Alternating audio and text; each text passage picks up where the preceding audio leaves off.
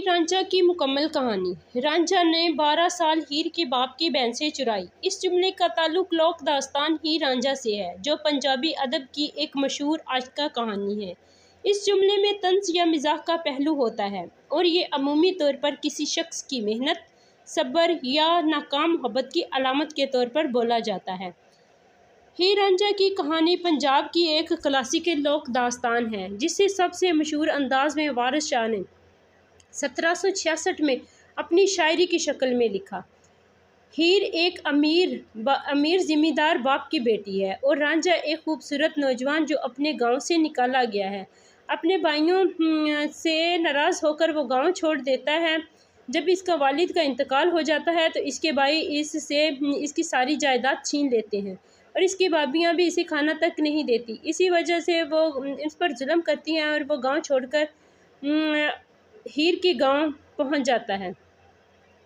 वो हीर के गांव पहुंचता है तो इसके बाप इसे काम पर रख लेता है, इसे मवेशी चराने का काम देता है। इस दौरान हीर और रांझा एक दूसरे से मोहब्बत करने लगते हैं, लेकिन इनकी मोहब्बत में बहुत ज़्यादा रुकावटें आती हैं। ये रुकावटें हीर के चाचा कैदो की वजह से होती हैं, जो एक बहुत ही हासद इंसान है। वो मोहब्बत को बिल्कुल भी नहीं समझता और इनसे हसद करने लगता है और इनकी शादी में बहुत ज़्यादा रुकावटें डालता है, जिसकी वजह से हीर की शादी नहीं हो पाती, जिनमें माशरती दबाव, ज़बरदस्ती की शादी और ख़ानदानी दुश्मनी शामिल है। 12 साल भैंसें चुराने का मतलब ये है, इस बात को जाहिर करता है कि रांझा ने अपनी मोहब्बत के लिए बहुत बड़ी कुर्बानियाँ दी हैं। इसने हीर की बाप की भैंसें 12 साल तक चुराई, सिर्फ इसी उम्मीद पर कि वो हीर को हासिल कर लेगा। लेकिन इसका बाप भी एक संगदिल इंसान था, बिल्कुल हीर के चाचे कैदो की तरह।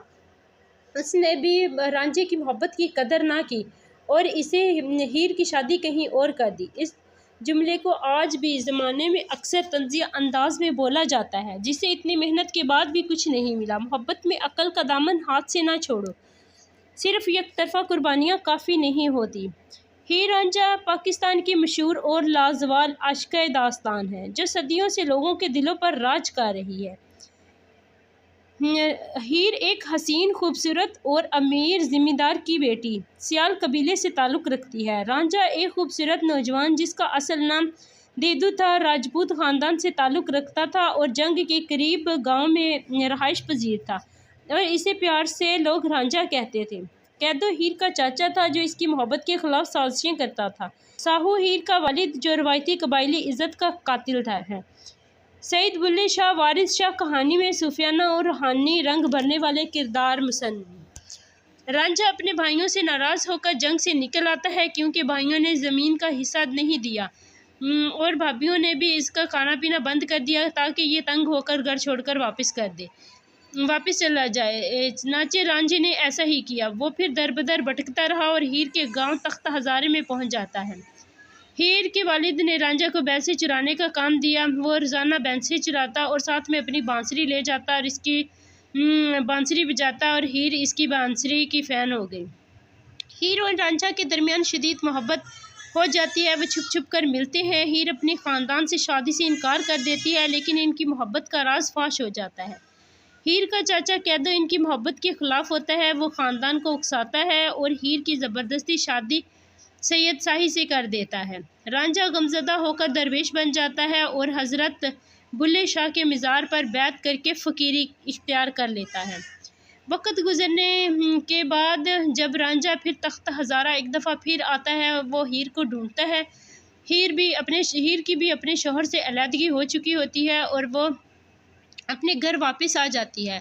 जब रांझे को ये बात मालूम होती है तो वो दोनों आपस में मिलते हैं और इनकी मोहब्बत तब भी वही होती है जो पहले होती है।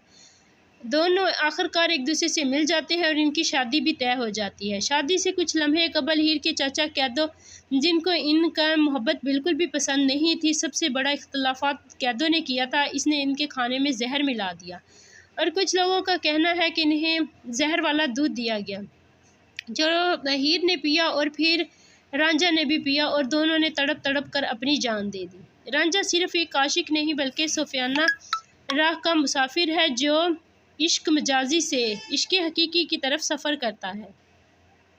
हीर एक अलामत है सच्चाई और पाक मोहब्बत की, जो दुनिया की रस्म व रवाज में कुर्बान हो जाती है।